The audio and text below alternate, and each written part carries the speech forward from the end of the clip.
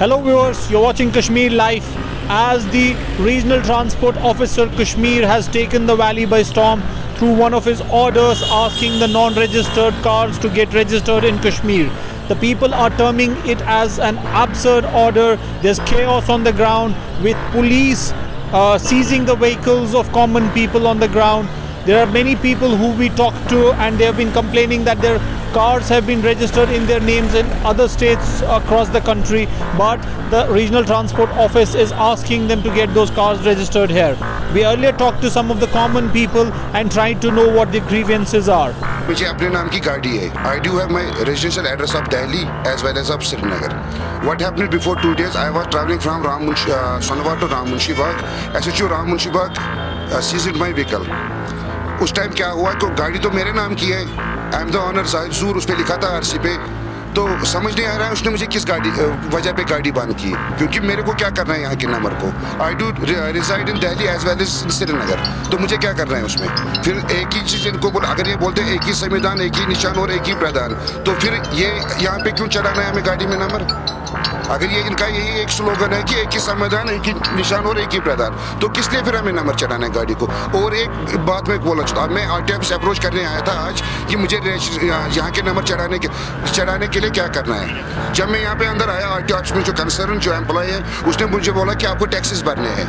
अगर बिहार में कोई गाड़ी लाता है बिहार के नंबर की, उसको अब दिल्ली शिफ्ट होता है वो, तो दिल्ली में जब वो रजिस्ट्रेशन करते हैं उसको 300 फी भरना पड़ता है. Transfer of RC, not token taxes. यहाँ पे वो बोलते हैं कि at the rate of 9% you have to deposit taxes. अगर मैंने एक बार टैक्स भरा है तो दूसरी बार क्यों मैं भरूँ टैक्सेस. ये समझ नहीं आ रहा कि यहाँ के लिए कौन सा कानून है.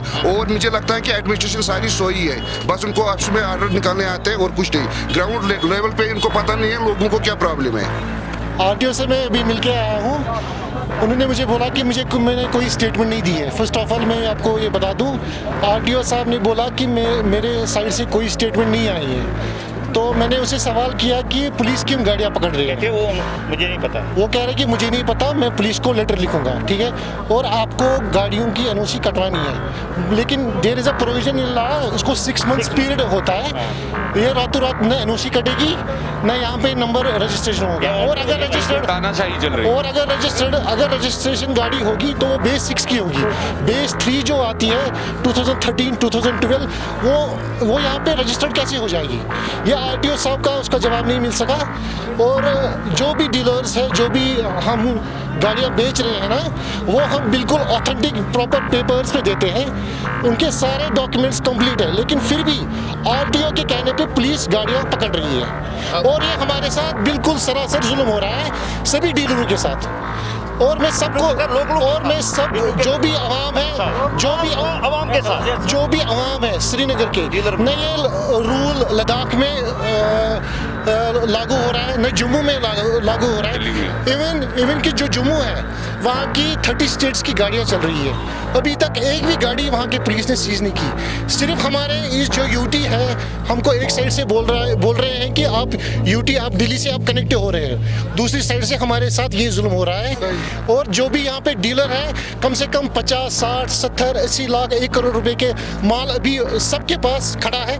लेकिन सारा इन्होंने एक बयान के ऊपर, जो आरटीओ बोल रहा है कि मैंने बयान नहीं दिया है, आज वो डिनाई कर रहे हैं कि मैंने कोई स्टेटमेंट नहीं दिया है. सोशल मीडिया में आए हैं, तो प्लीज़ मैं आरटीओ साहब से भी गुजारिश करता हूँ, अगर इन्होंने भी कोई स्टेटमेंट नहीं दिया है तो ये आप प्लीज़ क्लियर कीजिए. सरकारी हुक्मनामे पर पुलिस ने फौरन इम्प्लीकेट करने की कोशिश जो की, आउटसाइड स्टेट से जो गाड़ियां यहाँ लोगों के पास हजारों और लाखों की तादाद में है, जो आज की डेट में हमने मुशाहिदा किया है कि 90% ऐसी गाड़ियां हैं जो अनरजिस्टर्ड है. री रजिस्ट्रेशन के लिए उन्होंने कभी अप्लाई नहीं किया.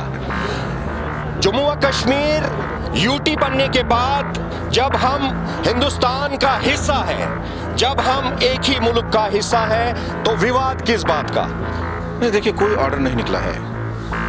ऑर्डर ऑलरेडी ये जो हमारे central motor vehicle act and rules है उसमें ये ऑलरेडी है कि अगर कोई शख्स श्रीनगर से गाड़ी खरीदता है और उसको पंजाब लेता है, दिल्ली लेता है और वहाँ उसको 6 महीने से ज़्यादा उस गाड़ी को वहाँ दिल्ली में रखना है, तो यहाँ हम उसको एक एनओसी देते हैं और वो वहाँ रजिस्टर करता है. इसी तरह अगर बाहर से कोई गाड़ी आएगी और वो हमारी यूटी में आएगी, ये ऑलरेडी सेंट्रल व्हीकल एक्ट जो है उसमें सेक्शन 47-50 है, उसमें ऑलरेडी लिखा है कि किसी भी रजिस्टरिंग अथॉरिटी से अगर दूसरी रजिस्टरिंग अथॉरिटी में गाड़ी जाएगी 6 महीने से ज़्यादा वहाँ रहेगी तो उसको वहाँ पे ही रजिस्टर करवाना है। अब आप बोलेंगे क्यों करवाना है, इसके रीज़न है। नंबर 1, यहाँ दिल्ली की गाड़ी आती है, सुखदेव सिंह की गाड़ी है, वो चला रहा हूँ मैं, अकरमुल्ला टाप शो चला रहा है और मैं वहाँ जाता हूँ, बाहर एक बच्चा मेरी गाड़ी के नीचे आता है, वो मर जाता है, तो फिर वो पुलिस कॉग्निजेंस लेता है तो देखता है गाड़ी तो दिल्ली की है, वो किसको पकड़ेगी? ये एक रीज़न है। दूसरा रीज़न ये है कि आप देखते हैं हमारी सड़कें कितनी तंग है। हम यहाँ जो गाड़ी खरीदता है श्रीनगर में, उसको हम नाम % लेते हैं टोकन टैक्स। जो बाहर से आता है तो वो ऐसे ही घूमता रहता है साल भर, हमारी रोड्स ख़राब करता है, तो उसको यहाँ रोड टैक्स देना है। यही वजह है कि ये ऑलरेडी ये सिर्फ जम्मू एंड कश्मीर के लिए नहीं है या श्रीनगर के लिए नहीं है, बल्कि अगर आपको पंजाब में भी यहाँ की गाड़ी है तो उसको वहाँ रजिस्टर कराना है, अगर वहाँ की यहाँ आई यहाँ रजिस्टर कराना है, बाकी कुछ नहीं है। मैं कहता हूँ इसमें जो भी बाहर से गाड़ी लाता है उसको एक NOC वहाँ से साथ होती है, उसमें 6 महीने का टाइम होता है, उसको उन 6 महीने में रजिस्टर करना होता है। अगर नहीं करेगा उसके बाद फिर कानून अपनी कार्रवाई करेगा। अच्छा नहीं, वो तो होगी जिसके पास वो गाड़ी वो सीज होगी जिसके पास NOC नहीं होगा। इसमें अगर कोई बाहर से गाड़ी लाता है तो वो तो फिर चोरी की गाड़ी मानी जाएगी अगर उसके पास डॉक्यूमेंट्स नहीं है। अगर क्या आप यहाँ अपनी गाड़ी चलाते हो विदाउट डॉक्यूमेंट्स तो पकड़ेंगे ना।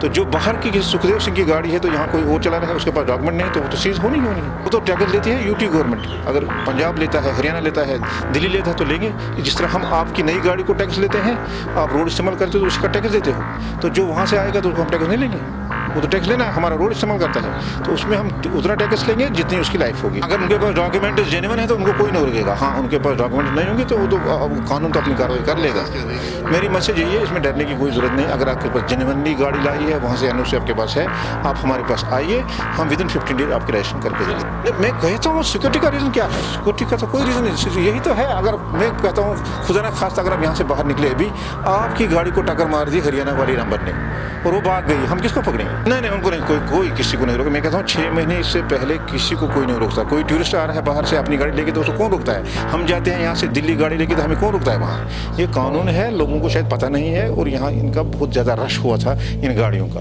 कोई पूछने वाला नहीं था, इसलिए कानून ने अपना काम शुरू किया है। तो मुझे लगता है किसी को इसमें डिफिकल्टी नहीं होनी चाहिए। अगर अंजाम में उनके पास डॉक्यूमेंट नहीं तो वो सीज करेंगे उनको। अब अगर मेरी गाड़ी वहाँ सीज हुई है, मेरे रिश्तेदार की गाड़ी सीज हुई है, तो उनको क्या है, उनका मैसेज यही है कि वो वहाँ से NOC लाएंगे तो गाड़ी रिलीज होगी, उसके बाद हमारे पास आएंगे, हम रजिस्टर करवाएंगे। क्या निकला है ऑर्डर? कहाँ से निकला ऑर्डर? कोई ऑर्डर नहीं है, लेकिन ये ऑलरेडी रूल्स में है, कोई ऑर्डर नहीं निकला है, ये तो ऑलरेडी करना है ये काम। As you heard the Regional Transport Officer Kashmir speak, stating that this order has been issued because there are a lot of cars coming in from outside which are running on these narrow roads in Kashmir.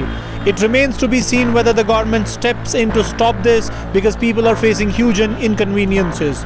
With camera person Shoaib Wani, this is Yawar Hussain for Kashmir Life.